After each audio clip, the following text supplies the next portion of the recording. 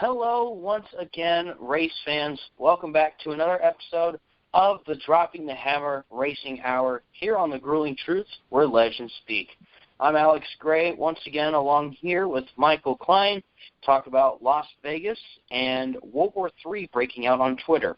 We'll get to that in just a little bit. I do want to bring up one thing. I kind of feel bad about last week's episode because we talked about that literally the day before Ryan Newman walked out of the hospital. I just want to say we are super thrilled that Ryan Newman has walked out under his own power. Probably one of the most wholesome images I've ever seen, him walking out with his two daughters. Since then, he's been chilling out, resting up. He even visited the Roush Fenway shop. I think it was just yesterday or the other day. So it was just great to see Ryan Newman out and about, and we hope to see him, if he wants to come back to racing, hopefully we'll see him back on the track very soon. Yeah, when I saw that photo of him walking out, hand in hand with his daughters, I was absolutely stunned, to say the least. I definitely wasn't expecting that. I mean, when I saw the accident, I honestly didn't even think he was going to survive it. Not to beat around the bush, but I just didn't think anyone could survive that. And, I assume we're going to have a long recovery or grim prognosis, even if he did survive. And then 2 days later, less than 2 days later, he's walking out of the hospital. I mean, there's only one thing you can call that. It's miraculous. Yeah, I mean, I was just sitting there like, wow, I can't believe it. But I couldn't be more thankful that the man's okay and he gets to, be there for his daughters growing up, and I think that's what's important. Even as I said before, even if Ryan Newman came out tomorrow and said, you know what, I'm done racing, I 100% understand it. There was something that Larry McReynolds had actually brought up, something that Ryan Newman, who, by the way, he went to college at Purdue and graduated with an engineering degree. He actually, during the Car Tomorrow era, this might have been after when Edwards crashed, Newman hit him in that Talladega race that Keselowski won, and he added this extra bar near the roof, and it's called the Newman bar. So part of me wonders if that bar he implemented also might have saved his life 11 years later, which is just astonishing. So I thought I'd bring up that little interesting fact that I learned about this past weekend. Yeah, I thought I heard that was, brought up, after Newman himself flipped later that year. Just because, if you remember, his roof caved in pretty good, not enough to the point that it hurt him, but the point that it kind of trapped him in. So to avoid any other close calls, they added that. And, and of course, it ended up saving his life 11 years later. Mm-hmm. Yeah, I remember that flip he had in the fall race that year. You make a good point. So, that covers that with Newman. Assumingly, Ross Chastain is back in the 6th this weekend. We'll go ahead and talk about the race weekend at Las Vegas. The NASCAR Xfinity Series started out finishing its first stage, and it actually ended up getting moved. The rest of it got moved to after the Cup race the next day because of rain. Rain has not been too kind to NASCAR so far this season, and ended up being won by Chase Briscoe, who I ultimately think is going to tear up the Xfinity Series. People suggest that he's going to go out, win like 12 races this season. Could be possible, but I think Briscoe is going to have a dominating season for certain, and I think he proved that.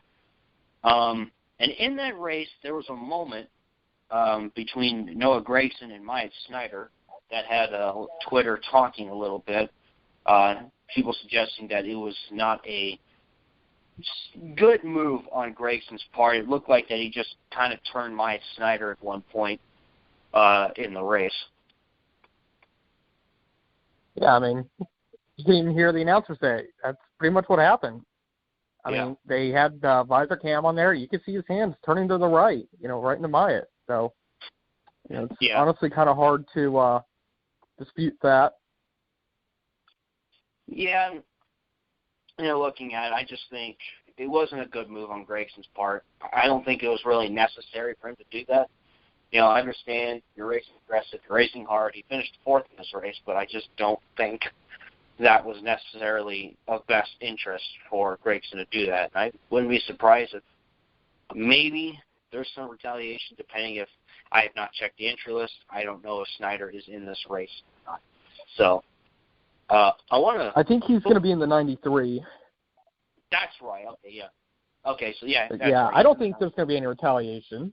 Knowing Myatt, he's a pretty chill dude. He tries not to hold grudges. So I honestly don't think anything's going to come of this. I think this is probably the end of it. Unless Noah keeps it up, of course. Mm-hmm. Yeah, because after the race, I think Noah Gragson tried to offer him like a fist bump or a handshake, and Myatt Snyder just simply walked away. So yeah, you can even see in the video, you can see him kind of say, nope. Yep. So, and, well, they'd say it, but it's completely understood on Snyder's part to feel that way. Yep. All righty. Also, how about this? Ryan Sieg finishing in third place. He had a heck of a car.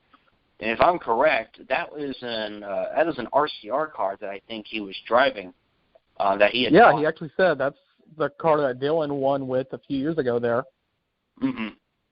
Yeah, so I hope that, Sieg can keep a hold of that car. And maybe perhaps we could see him end up in victory lane at some point this season. That is an impressive run. He, obviously Briscoe and Cindric, who, if I'm correct, were the only two Fords in the entire Xfinity Series field, finished 1-2, and then Sieg got third, outrunning all of JRM, all of JGR, and Colleague Racing. Brandon Brown getting 11th. That's a really good run for him and his racing. That's his family team. Brendan Belt Motorsports. Josh Williams getting a 13th place. Jesse Little in 14th. So some of these guys, with I think the Xfinity Series levels of competition are lower this season. I think you might start seeing some of these smaller teams starting to make some noise this season, as we're seeing. Yeah, I mean, honestly, from what I saw, from all the big teams last year, there's only about 9 or 10 of them left. So you're looking at probably 3 playoff drivers who are going to, sort of rise to the top, I guess, the best way you could put it. Get their way into the playoffs. Yeah. And moving on to the NASCAR Cup Series race at Las Vegas, I will say this as much. Regardless of how you feel about how the race ended, that was arguably one of the best races I've ever seen ran at Las Vegas. It was a fun race. Yeah, it was a fun race overall. Lots of different lead changes, lots of passing. We really saw other guys like Elliott, Blaney, and these younger guys even started to kind of dominate the race. So overall, I thought that was a huge race that I think NASCAR needed over at Las Vegas. It was a great crowd, beautiful day for racing. Overall, it was a fantastic race. So the way how the race ended, in the final laps, Ryan Blaney was holding off a charging Alex Bowman, and it seemed we were going to get kind of like a last lap pass. Maybe Alex Bowman could come out and steal the win there. But unfortunately, Ross Chastain spun out, causing the caution. And I just want to say, guys, can you not hate on Ross Chastain for that? Honestly, I feel like people are mad because of how the race ended, because of that wreck. Chastain, he's driving the wheels off of that car. He's trying to get the best position that he can. And I just think people are being a little ridiculous just being hard on him. It's just racing. That's going to happen. Sometimes, it's racing so unpredictable.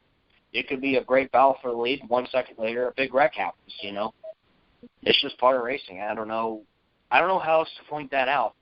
So this ended up with a final restart, and Joey Logano was able to hold him off for the win for Team Penske. His first win also with crew chief Todd Gordon.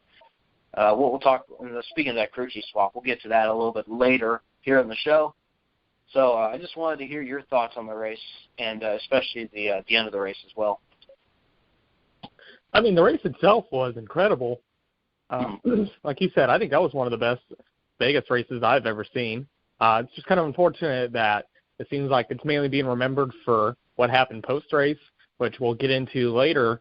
But But yeah, anyone who's ripping on Ross Chastain for that, please lay off. I mean, I didn't like how the race ended either, but you know what? Shit happens. Yeah, and I mean, after what happened last week, of course NASCAR's going to throw a yellow. You know, they're going to be more cautious over that, I think. Oh, yeah. Because, they even said they should have thrown the yellow when Chase Elliott wrecked at Daytona. And if they had done that, Newman wouldn't have had that wreck. Mm-hmm. So, of course, they're going to do anything they can to avoid another PR disaster. Yeah, I mean, it was a good call, and, yeah, I think you should be cautious for a little while, judging by what happened at the end of the Daytona 500. You don't want that to happen again. So, we may end up seeing that at especially the other Super Speedway races when we go to Talladega and back to Daytona later this year. So, yeah, I agree. Lay off. You don't need to be mad at Chastain. Besides, I thought everyone liked him. I thought you all liked him for how he is and how he was able to get his big break. And look at him now. The guy brought a small truck team to the Championship 4 last season, and he got Colleague Racing their first win, and he's probably going to get Colleague Racing some wins this season. So, it's fine. It just happens.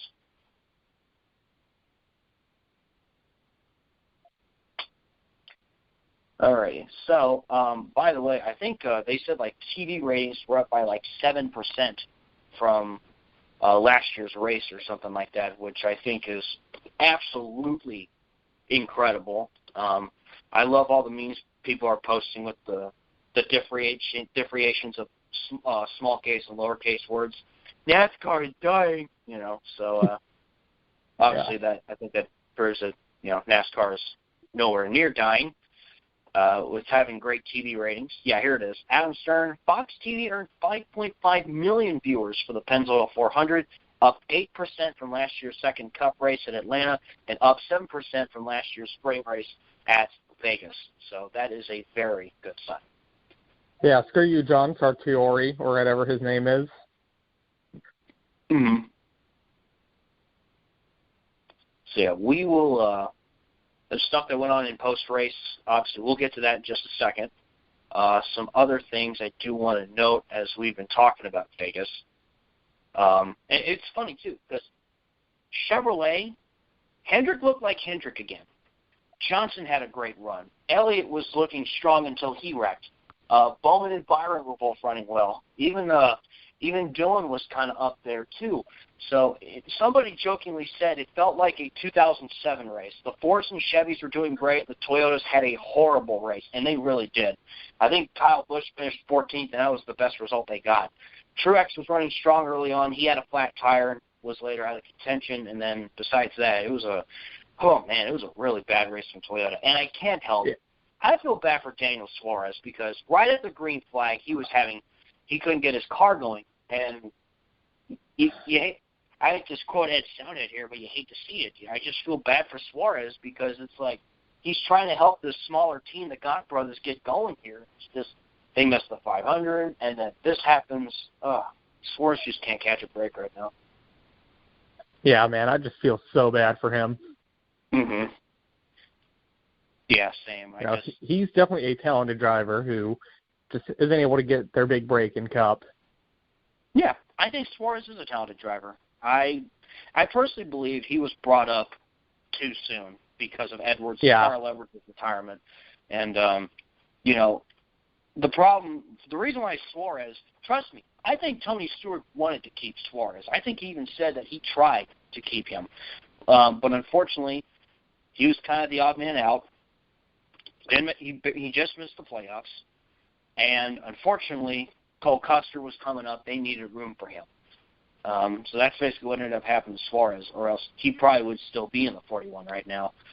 So hopefully, you know, and then again, I see this as a situation where he could go there and try and help that team out and try and build them as a team.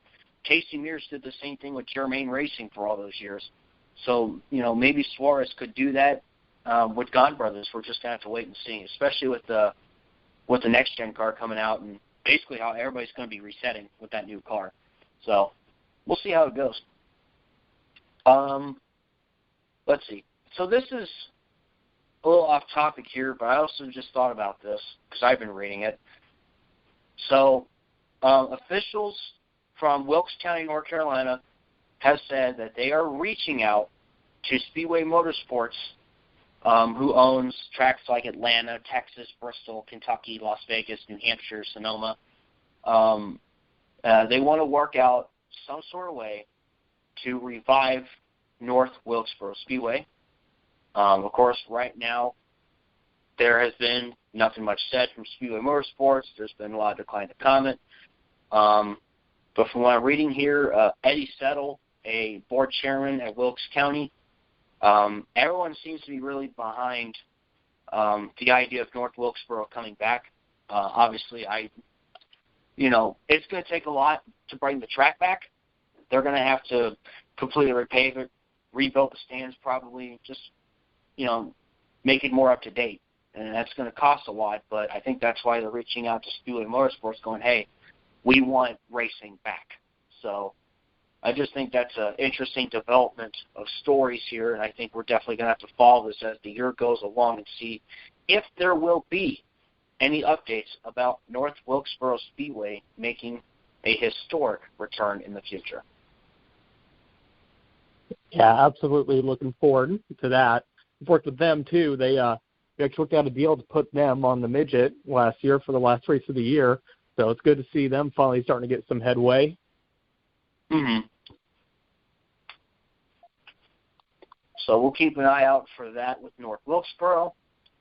Okay, we'll get to previewing Auto Club shortly. I just wanted to say that Ryan Blaney and William Byron will both be driving Kobe Bryant tribute cars for the famed NBA legend for the Lakers. Unfortunately, lost his life just yesterday, a month ago, which to me is just, I still can't believe it.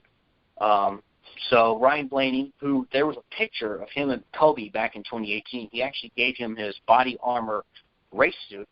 So Body Armor decided to team up with Blaney to make this beautiful Kobe Bryant tribute paint scheme. It has a snakeskin design, and even on the deck lid it has 2 and 24 for Gianna and Kobe. I think Suarez's car is going to have the names of all the victims in the helicopter crash. William Byron's Exalta car is going to be purple and gold for Laker colors. Exalta will also make a donation to the Bryant Alliant After School All-Stars nonprofit, which will also receive die-cast proceeds. So and also a lot of giving back involved here in this situation. So you just like to see people in other sports come together for something like this. And moving towards after Las Vegas. So, Michael, what happened post-race at Las Vegas, if we can sum it up in the best way possible? Okay, some jokester somehow got his hands on media credentials and asked Joey Logano a ridiculous question that was so long I'm not even going to try to repeat it. And unfortunately, that led to some of the media personalities going at each other on Twitter, and unfortunately it's kind of resulted in, I guess, what we're calling now the NASCAR Twitter wars. Yeah, it looked like World War III had broken out on Twitter. Welcome to 2020. Social media, it can be a helpful tool. It can also be a weapon. That's always how I felt about it. You just got to be careful with it. And I feel bad for those who have been duped in this situation as well. Not going to name who. Yeah,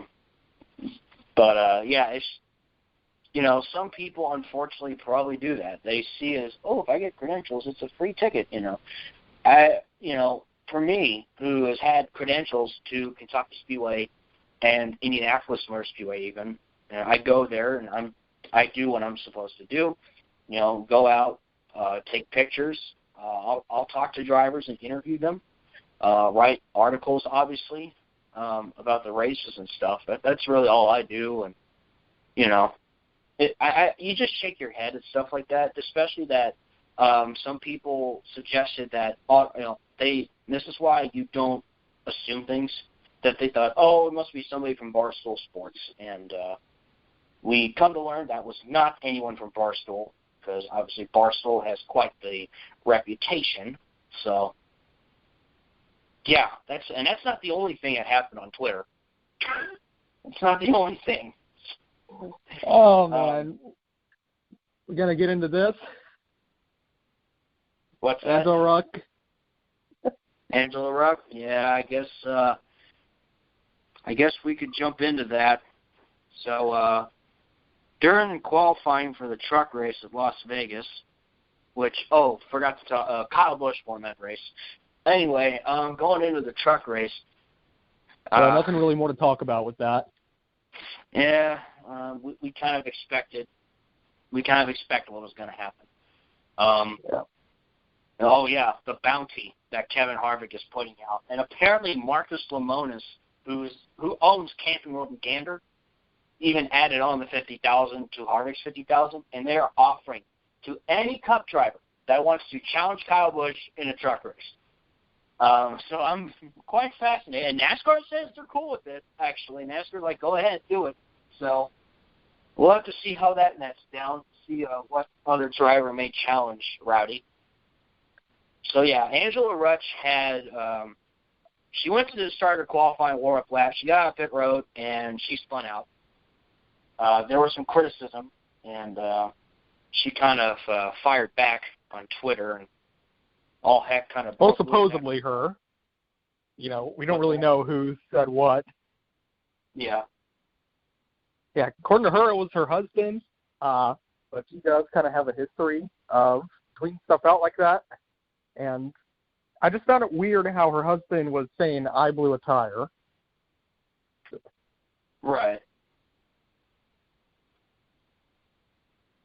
Because, you just got out onto the track. I mean, when you look at the spin, it almost reminded me of when you're playing one of the NASCAR video games. And I've had it happen before. You start your qualifying lap, you get out on the pit road, and you're on the apron, and just your car just spins out, depending on, if you floor it or depending on how your car is set up in the game.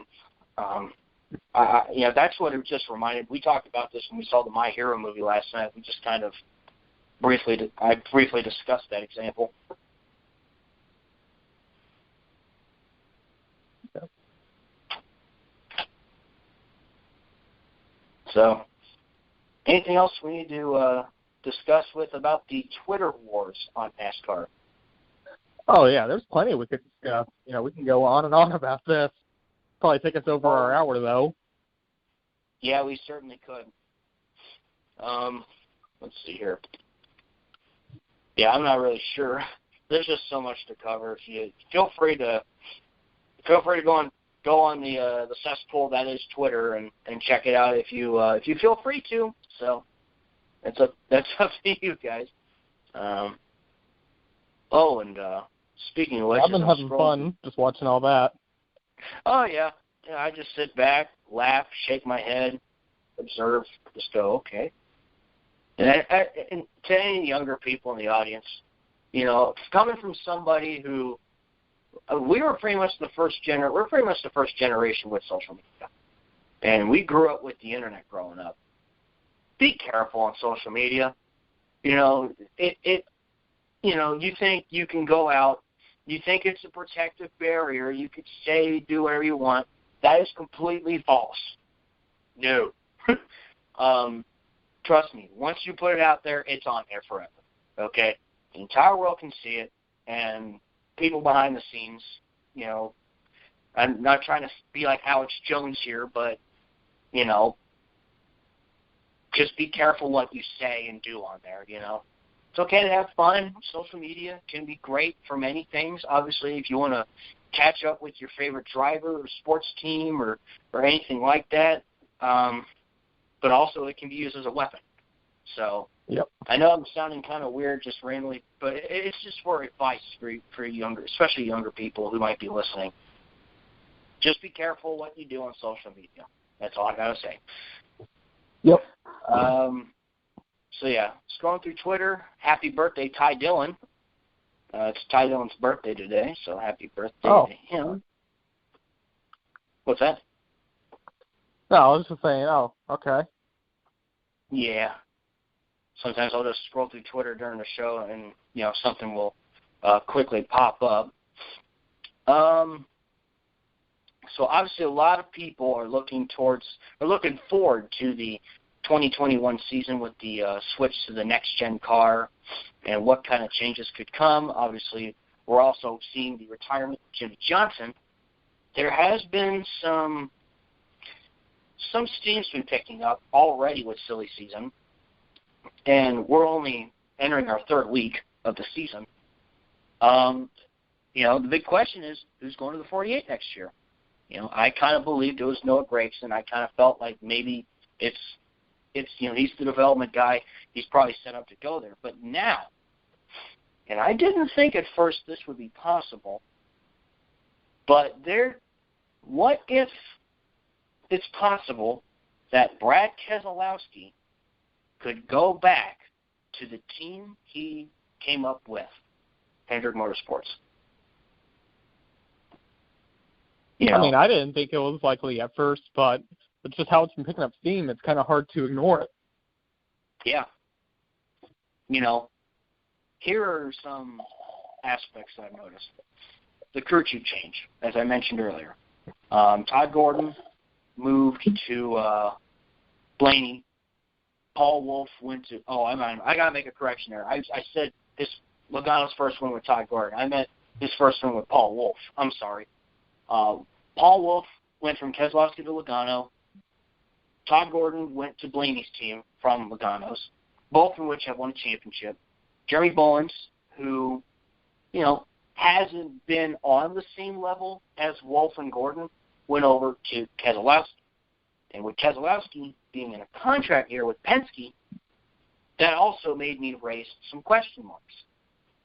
The other thing is, during Speed Weeks, the clash, Keselowski was not too pleased with how Logano was driving when he was taken out in that crash. And even it kind of happened again at the Daytona 500 when he had that huge push to Amarola and then taking him and Keselowski out in that situation.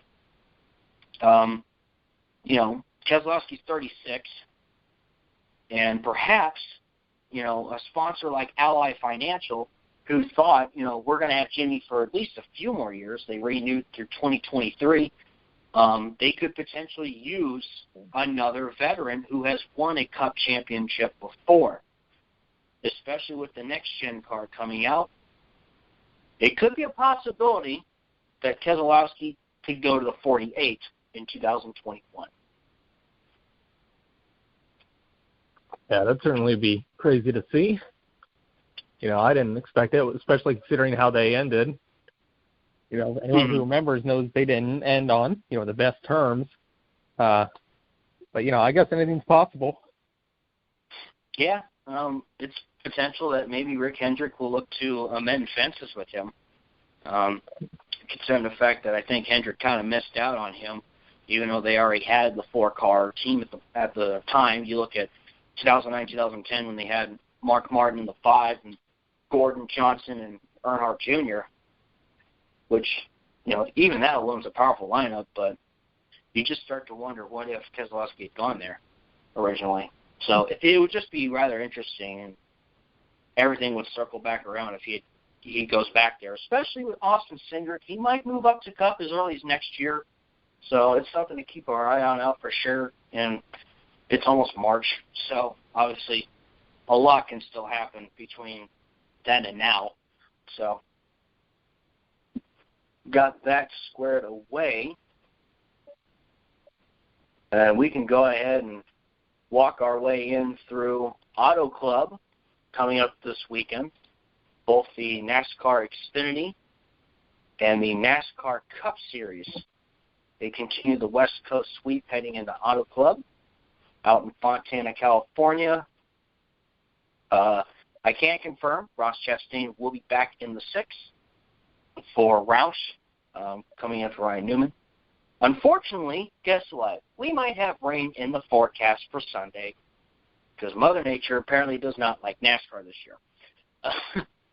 Seems like nobody likes NASCAR this year. That's what it feels like. Yeah, which, like I said, I put this on Twitter so many times. I'm telling you, John Sartori is controlling the weather, and he's making sure every NASCAR race gets rained out.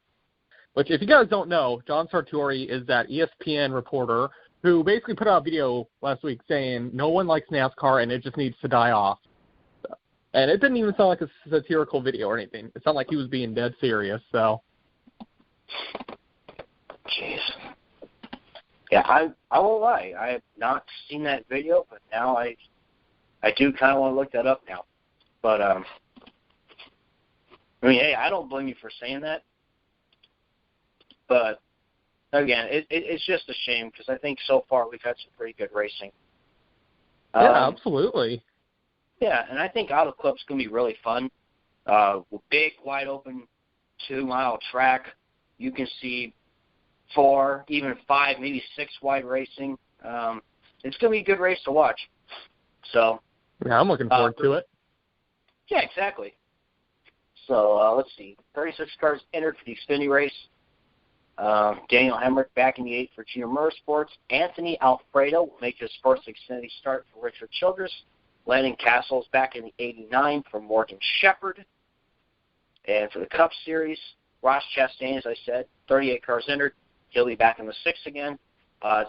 The 2 non-chartered cars in the race are Daniel Suarez in the 96 and Timmy Hill in the 66. So obviously, 1 year ago when we went to Auto Club, this race was won by Kyle Busch in the NASCAR Cup Series. That was his infamous 200th win. Well, not Cup Series win, but across all 3 circuits. That's his 200th win. And I think he's certainly going to be a favorite. Looking into the Xfinity race, I won't lie, it's kind of hard to predict a winner. Obviously, you got to throw Chase Briscoe in there. You got to throw Cindric in there. I wouldn't mind throwing Daniel Hemrick in that mix, and possibly Ross Chastain. Those could be some names I'd throw open. Yeah, I'd probably have to agree with you on that. Yeah. Yeah, I'd definitely probably say Chase Briscoe. Mm-hmm. That's probably just who I would have my pick as. Yeah, I'm looking at the entry list right now, and I still can't believe there are only 2 Fords in the entire 36-car Xfinity field. That is crazy. Really? Yeah, it's just Briscoe and Cindric, who finished 1, 2, and Wow. 2. Yeah. I find that hard to believe, honestly. So it just surprises me. And then again, I think Ford they got a lot of development in the Truck and Argus series. But right now, I think they're all in right now on their 2 drivers, Cindric and Briscoe. As I said, they're going to be championship favorites this year. So, God, it's hard to believe. All right. I don't really need to go through the entry list of the Cup Series. I kind of just went over a overall summary there. If I were to pick Auto Club winners for the Cup Series, I would certainly throw Kyle Busch into that mix again. I think he'll run very well there. I think I'll throw in Ryan Blaney because he's off to a good start. I'll throw Ryan Blaney back in there. So Kyle Busch, Ryan Blaney. Honestly, I'll throw in a Chevy guy. From the way they raced, I'll throw in Jimmy Johnson. He got his first win here, didn't he? 2002? I'll throw Johnson in there. You can laugh at me, but he kind of looked like Jimmy Johnson again last week. So I think he felt like Jimmy Johnson again last week. He even said, the Monte Carlo, so. Oh, yeah, he said Monte Carlo. That brought back some good times. Oh, yeah. So I love that, honestly. I don't even care that he actually said Monte Carlo.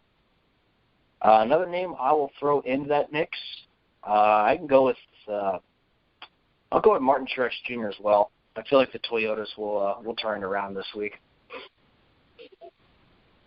Yeah. If I had to pick just one driver, I would say Larson just because this is kind of this is where he seems to be most successful. It's his home track. and he kind of seems to thrive on these 2-mile tracks. I'd probably also throw Kyle Busch in there. And Ryan Blaney, he's off to a really good start to the year, too. I actually think he's leading the point standings. Correct me if I'm wrong. I think you're right on that. And it would be great to see him, win the Kobe scheme. And just kind of a dark horse I want to put in there is Matt Dibenedetto. He also seems to be off to a bit of a strong start, and especially after last week at Las Vegas. So I think eventually he's going to get there. Yeah, Dibenedetto had a could see his first win this week. Yeah, he had a great finish in Las Vegas, finishing in second. Maybe you throw in Ricky Stenhouse after that pit strategy happened to work to get that third place finish for that JTG Daughtery Chevrolet. So I guess anything's certainly possible. So yeah, I agree with you with Kyle Larson. I think he's generally good on those 2-mile tracks, especially that he's in the McDonald's car. And fun fact, McDonald's has not won a NASCAR race since 1994 with Jimmy Spencer. I think he drove for Junior. Oh, wait, is Larson running that? Yeah. Okay, so never mind. Take him off for me. Oh, no, he's in the McDonald's car, guys. I just had to bring I feel bad now. I brought that up. Yeah. Oh, well. All right, so those are some good picks for you guys for Auto Club as well. Besides that, I think that about covers everything. I can check real quick to see if there's another war going on Twitter, but right now I don't have anything. What about you, Michael? No, I think that's about it. Oh, hey, All actually, right. I do just want to say that we have officially filed our entry into the Shamrock Classic next week, and we're still accepting sponsorship for that. So if anybody here is interested, feel free to shoot me over a message on Twitter. All righty. Glad to hear. Obviously, check out Michael Klein. He here is a racer himself, so good luck to you in the Shamrock Classic, and hopefully you can gather up some more sponsorship. Thanks. All righty. That will go ahead and take care of things for this week's episode of the Dropping the Hammer Racing Hour here on The Grueling Truth. Thank you guys so much for listening. I'm Alex Gray along here with Michael Klein. We'll see you next week.